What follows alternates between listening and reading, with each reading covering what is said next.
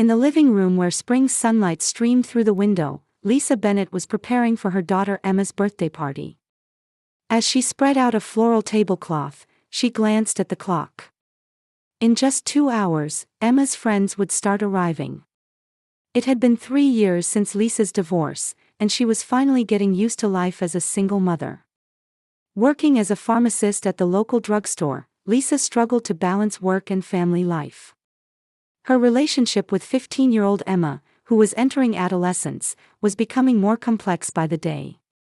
Emma was intelligent and independent like her mother, and sometimes stubborn too, but these qualities actually strengthened the mother-daughter bond. "Mom, where should I put these?" Emma entered the living room holding several balloons for decorating the birthday party. With her hair tied back and dressed in simple jeans and a t-shirt, she had a mature air about her while still maintaining a touch of innocence. "Could you put them around the table?" Lisa answered with a smile. "Have you heard from your father?" Emma's expression clouded slightly as she shook her head. "Not yet. But he said he'd come." Lisa's ex-husband Douglas was the owner of an IT company on the outskirts of town.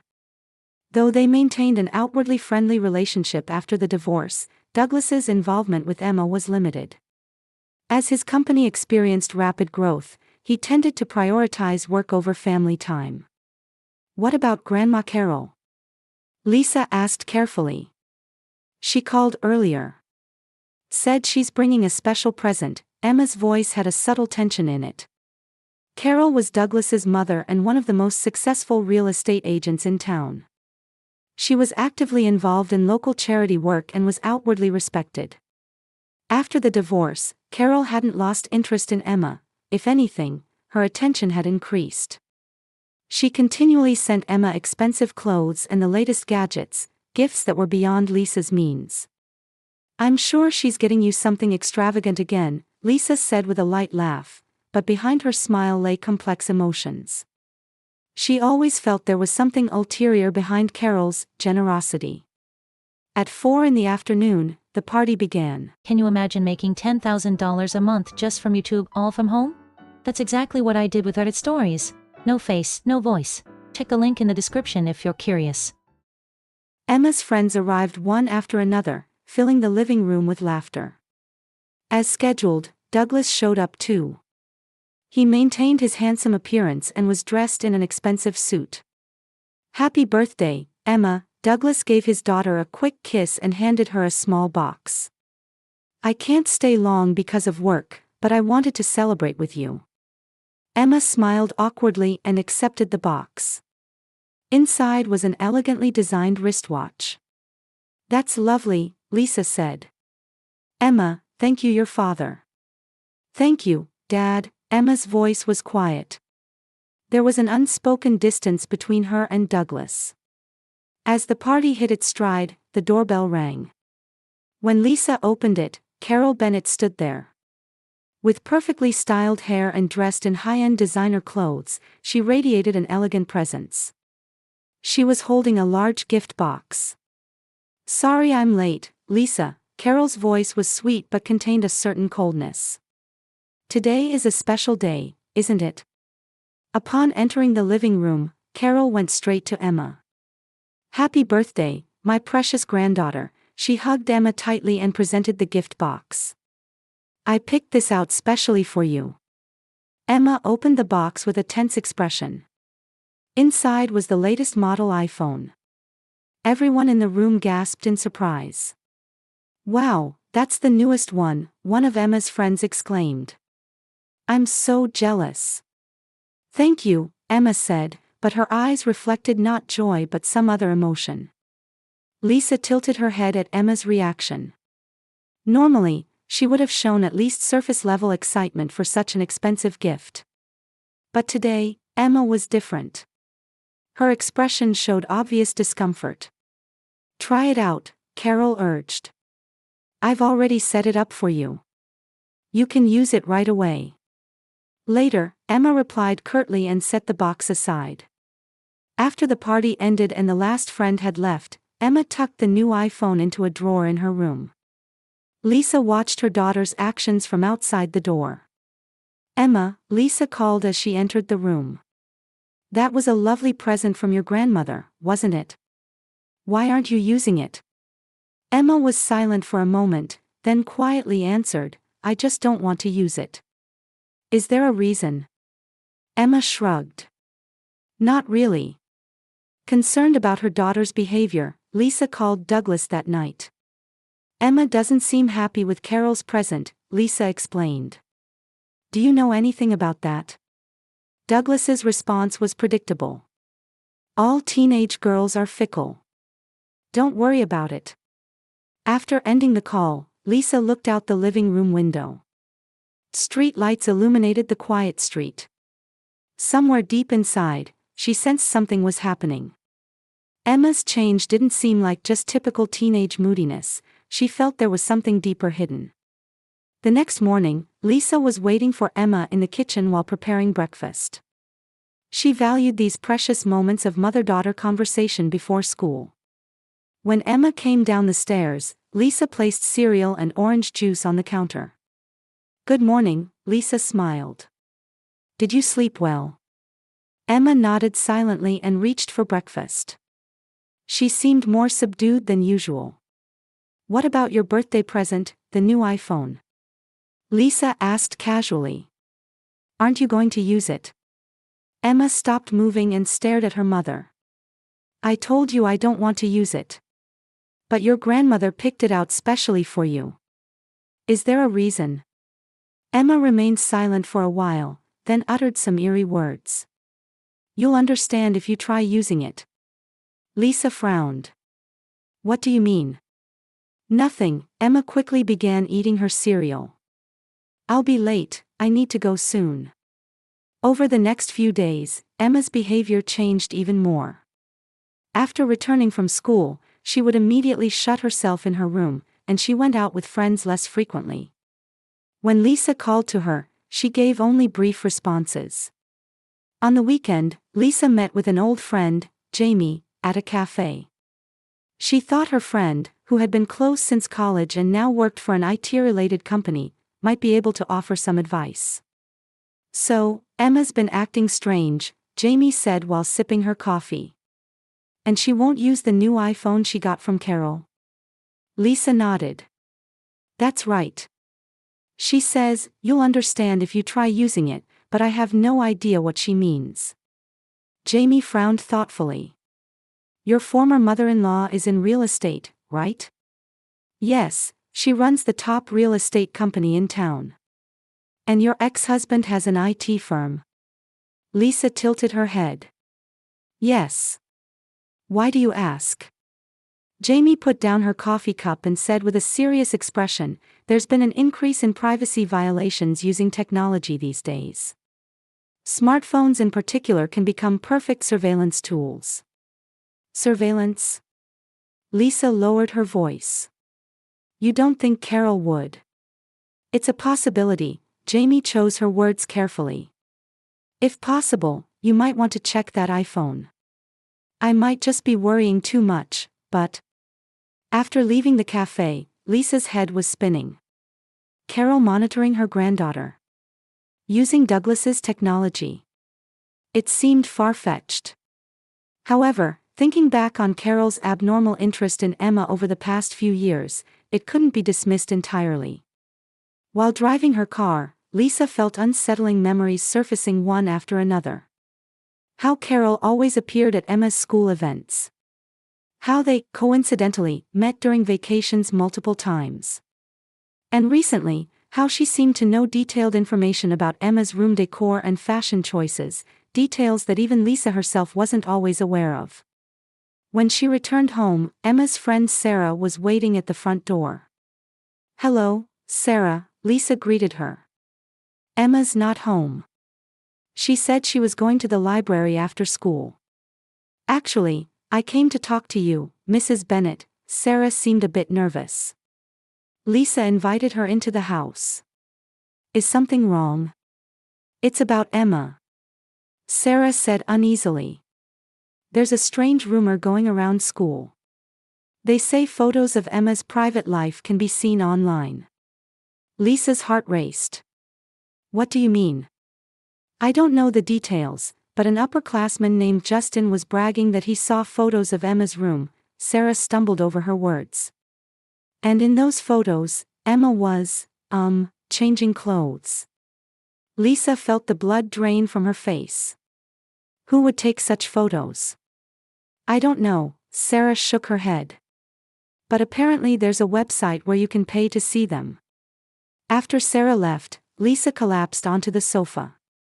Her mind was in chaos. Was this the reason for Emma's changed behavior? Did she know her privacy was being violated? She opened the website for Douglas's IT company and checked the recent news. The company had experienced rapid growth over the past 6 months and had successfully developed a new cloud service, according to an article she found. However, few details were publicly available. Lisa made a decision. Before Emma returned, she would search her room. Though it felt like a violation of privacy, she convinced herself it was necessary for her daughter's safety. Upon entering Emma's room, the first thing she noticed was the old iPhone on the desk, not the new one from Carol, but the model Emma had been using for the past year. After checking the drawers and bookshelves, she couldn't find the new iPhone. Just then, the doorbell rang. Lisa hurried down the stairs and opened the door to find Carol Bennett standing there. "Lisa, I hope you don't mind me dropping by," Carol barely greeted her before entering the house. "Is Emma home?" "She hasn't come back yet," Lisa maintained her composure. "Do you need something?" Carol glanced around the living room. "I was wondering if she's using the iPhone I gave her for her birthday. It was expensive, and I hope she likes it." "She doesn't seem to be using it yet," Lisa replied. "Emma might need some time." "I see," Carol's voice betrayed irritation. "I wonder where she's keeping it. In her room perhaps?" Lisa found this suspicious. "I don't know. Is there a problem?"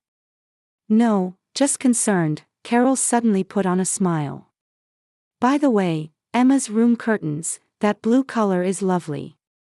I've been looking for a similar shade myself." Lisa froze. She didn't remember ever telling Carol that Emma's curtains were blue. And Emma had never invited her grandmother into her room. "I should get going," Carol abruptly said.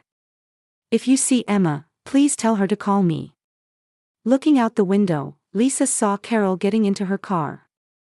A few minutes later, another car pulled up on the street. It was Douglas. He approached Carol's car and began talking to her through the window. Their expressions were serious, as if engaged in an intense discussion. Lisa stepped away from the window and leaned against the wall. Her heart was pounding, and her hands were shaking. She couldn't shake a terrible premonition. That night, Emma was staying over at her friend Sarah's house. After dinner, Lisa drove her daughter there. "I'll pick you up tomorrow morning," Lisa said through the car window. "Call me right away if anything happens." Emma nodded slightly. "Mom." She started to say something but swallowed her words. "Never mind. See you tomorrow." As Lisa watched her daughter walk away, she wondered what Emma had been about to say. But tonight, she had another mission: to return home and find the new iPhone that Emma had hidden. Back in the silent house, Lisa decided to search Emma's room again. Closet, desk drawers, behind the bookshelf, she looked everywhere conceivable, but couldn't find the new iPhone. Where could it be? Lisa muttered, standing in the middle of the room. That's when she noticed a shoebox partially visible under the bed. Pulling out the box, she found a small object wrapped in paper. Lisa's hands trembled. Unwrapping the paper, she found the latest iPhone that Carol had given Emma. Lisa picked up the iPhone and pressed the power button. Surprisingly, no password lock screen appeared. The home screen opened immediately. This was odd. It's unimaginable that a modern teenager wouldn't set a password on their smartphone, especially someone as cautious as Emma. So it was already set up, just like Carol said, Lisa murmured in the dimly lit room. The home screen displayed normal app icons, but something felt off. Lisa was familiar with smartphones, but this layout seemed unnatural. Checking each app one by one, she found mostly basic applications including social media apps. However, many of the apps Emma typically used were missing. Swiping from edge to edge of the screen, she noticed a folder on the last page. Named Utilities, at first glance it appeared to be just a collection of utility apps. Lisa tapped to open the folder. Inside were apps like Calculator Plus, Weather Pro, and Family Monitor. Family Monitor, feeling uneasy about that name, Lisa tapped on the app. The screen went dark, and a loading circle rotated. Then suddenly, before Lisa's eyes appeared a familiar scene, Emma's room. From multiple angles. Lisa gasped. These were clearly surveillance camera feeds. With trembling fingers, Lisa explored the icons on the screen. There were two options, Live and Archive. Currently, Live was selected, showing only Emma's empty room. Nervously, she tapped on Archive, which displayed folders organized by date. Opening the most recent date folder, she could see various scenes of Emma spending time in her room, doing homework, talking on the phone with friends, and most shockingly, changing clothes. No way. Lisa's voice trembled. Was this the source of the photos of Emma's private life that Sarah had mentioned? Hidden cameras had been installed in Emma's room, and this iPhone was a terminal to control them. Investigating further, Lisa discovered a menu labeled Distribution Settings. Tapping on it revealed membership registration information. Could this mean that Emma's private life was being streamed in real time on the internet? Terror and anger mixing together, Lisa's hands were shaking uncontrollably. The smartphone slipped from her hand and fell to the floor. Fortunately, the screen didn't crack, but the impact opened a different screen. It was a page headed, Premium Content. There, it stated that special content could be accessed through a monthly subscription. Small thumbnails lined up as sample images, all capturing Emma's private moments. Fighting a strong wave of nausea, Lisa desperately memorized the site name displayed on the screen. Then she took out her own laptop and searched for the site. When she accessed the site, a page with sophisticated design opened. The catchphrase, "Private Life Stream, a safe place to share special moments," caught her eye. At first glance, it looked like a normal subscription service, but upon closer examination of the registration page, it became clear that this site was offering paid access to videos that violated others' privacy. Trembling with anger, Lisa tried to investigate the site's registration and server information. Though her IT knowledge was limited, she applied the basic website information research methods Jamie had taught her. Checking the email address on the site's Contact Us page, she found it was Carol's business email address. Further investigation using the browser's developer tools revealed that the site was hosted on servers belonging to Douglas's company. Lisa stood up from her chair and paced back and forth across the room. Thoughts swirled like a storm in her head. Carol and Douglas had conspired to spy on Emma and sell private footage of her. And their image of being loving family members was all a facade. Driven by deep anger and fear, Lisa picked up her smartphone from beside the refrigerator and called the police. "This is Sunnyvale Police Department. Is this an emergency?" "Yes," Lisa's voice was filled with determination. "My daughter is a victim of a crime. She's being monitored, and her privacy is being violated. I have evidence. May I have your name and address?" After providing the necessary information, Lisa hung up. While waiting for the police to arrive, she sent photos of the discovered iPhone to Emma and took screenshots of the website to secure evidence. Then, grabbing her coat, she took her car keys. She couldn't just wait at home while photos of her daughter were being bought and sold. She decided it would be faster to go directly to the police station with the evidence. As she got into her car, Lisa strengthened her resolve. She would expose the elaborate false relationship that Carol and Douglas had built up over the years and ensure they faced legal consequences.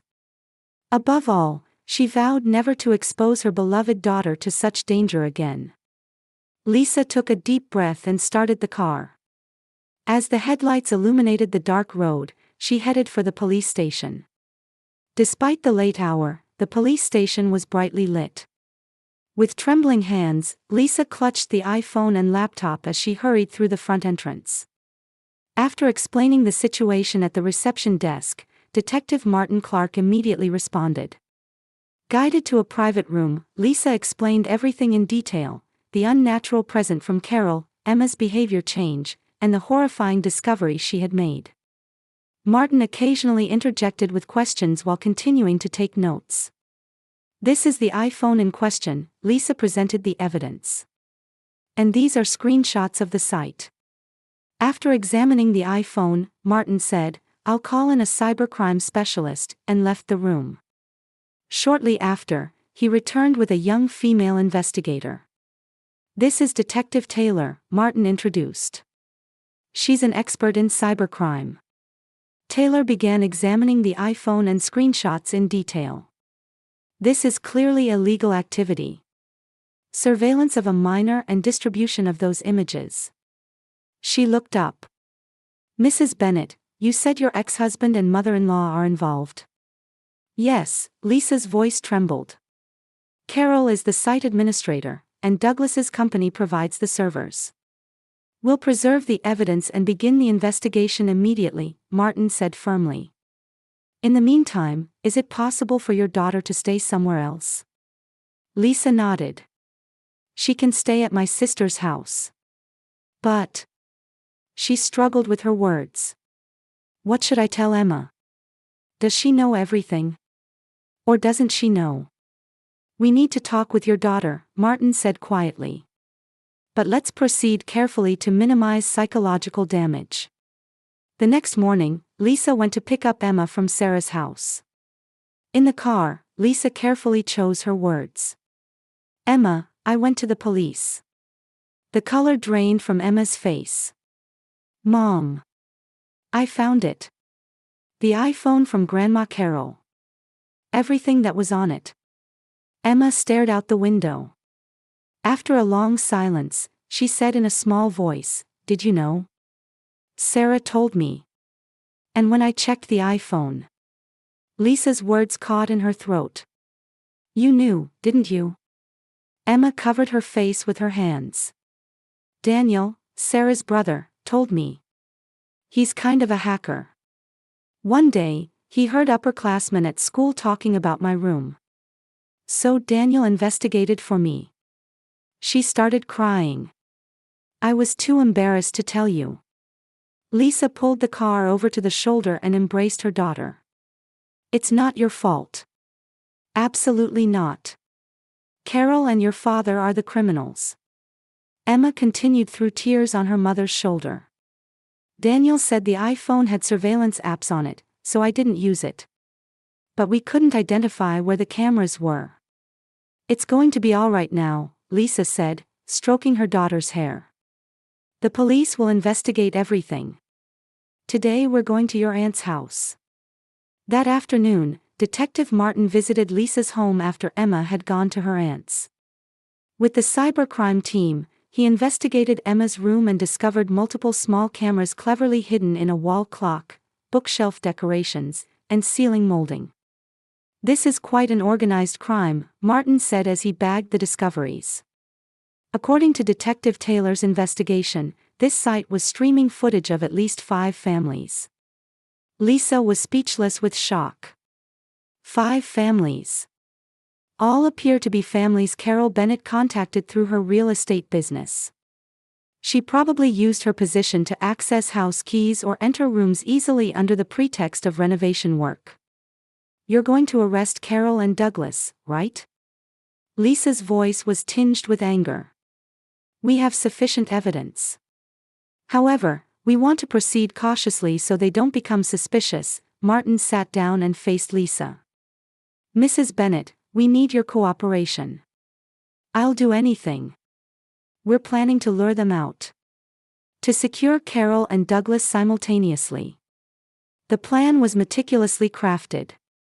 Lisa called Carol, telling her, "There's something important to discuss. Something serious has happened with Emma. I need to talk to you and Douglas," she said. Carol seemed suspicious at first, but when Lisa explained that Emma has been behaving strangely and there's a problem at school, she immediately promised to visit. That night, Lisa's house was eerily quiet. On the living room table lay the iPhone and laptop. Police officers were positioned in adjacent rooms and outside, with everything set up to record all conversations. 10 minutes before the scheduled time, Carol's luxury car stopped in front of the house. Moments later, Douglas's car arrived too. They both headed for the entrance together. The doorbell rang, and Lisa took a deep breath before opening the door. "Lisa, what happened?" Carol wore a concerned expression, but wariness lurked in her eyes. "Is Emma okay?" "Come in," Lisa said calmly. "We need to talk." As soon as the two entered the living room and saw the iPhone on the table, their expressions hardened. "I know," Lisa said slowly. "Everything." "I don't know what you're talking about," Carol laughed elegantly. "We've only been concerned. This iPhone has surveillance apps on it. You installed hidden cameras in Emma's room and sold the footage online." Lisa's voice was shaking, but her eyes were filled with determination. Douglas spoke up. "Lisa, don't be ridiculous. I have all the evidence," Lisa said coldly. "A site called Private Livestream. Hosted on your company's servers. Carol's email address registered as the administrator." A heavy silence fell over the room. Carol and Douglas exchanged glances. "Lisa, you might think you understand," Carol's tone changed, becoming cold and intimidating. "We weren't doing anything wrong. We were just conducting business. Monitoring a minor girl and selling that footage is business." Lisa's voice trembled with anger. "You are criminals." Douglas stood up. "Shut up," his voice was low and dangerous. "Hand over all the evidence. If you don't tell anyone, nothing will happen to Emma." "Are you threatening me?" Lisa also stood up. "It's too late. The police know everything." Carol's face contorted with anger. "You don't understand anything. The influence we have in this town. We were just sharing a special being like Emma with the world. It's art." "You make me sick," Lisa spat out. "You betrayed my daughter. And I won't let you hurt Emma anymore." Douglas suddenly moved toward Lisa. His eyes mixed with anger and fear. "Give me the evidence." At that moment, the door to the adjacent room opened, and Detective Martin entered with 2 police officers. Carol screamed, and Douglas tried to escape, but they were quickly apprehended. Both were handcuffed and escorted to the patrol cars waiting outside. Left alone in the room, Lisa sank onto the sofa. For years, she had questioned the false relationship created by her former mother-in-law and ex-husband while trying to maintain peace. Tonight, that mask had completely fallen away. After seeing the officers off, Martin returned to Lisa. "You did a brave thing," he said quietly. "It will save many families." Lisa smiled with a tired face. "I'll do anything to protect Emma." "Tomorrow, we'll need to hear more details," Martin said. "We'll also need to talk with your daughter. But for now, you should rest." Lisa nodded. A long journey would begin tomorrow. But tonight, Emma could sleep in a safe place. And finally, the fear that had been threatening her had come to an end.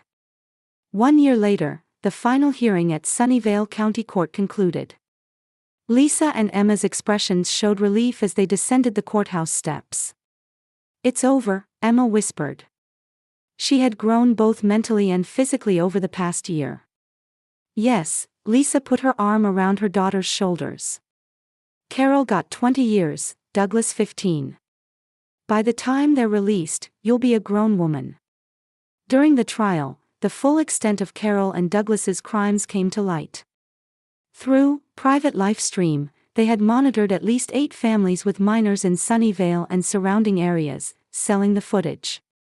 Carol used her real estate business to enter homes, and their method involved giving modified electronic devices as gifts, using Douglas's technology.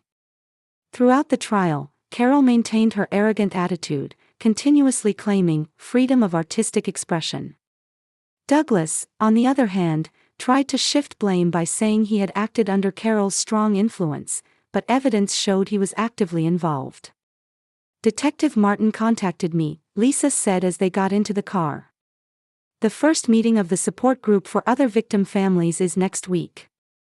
Over the past few months, Lisa and Emma had been on the road to recovery while receiving psychological counseling. By joining forces with families who had suffered similar harm, they had built relationships to support each other. "Are you going?" Emma asked. "Of course," Lisa smiled. "Your experience might help other children." They had moved to a new house. Their previous home had been stained with too many bad memories. The new residence was on a small hill overlooking the sea, a quiet place where they woke to birdsong in the morning. Emma had joined her school's cybersecurity club and begun awareness activities about privacy protection for young people. Her experience had become a warning bell for many of her peers. "Mom," Emma spoke just before they reached home. "Thank you for believing me and protecting me. Even when I said that confusing thing about the iPhone that night, you'll understand if you try using it, you didn't give up and kept investigating." Lisa stopped the car and looked at her daughter. "Protecting you is my responsibility. Always will be." Real family. Emma searched for words. "It's not about blood ties, but about trusting and protecting each other like this." Lisa nodded. "That's exactly right." At dusk, the two sat on the deck behind their house, watching the sunset over the sea. The orange-tinted sky and the quiet sound of waves seemed to quietly speak of hope for a new tomorrow. "A new beginning," Lisa said, gazing at the sea.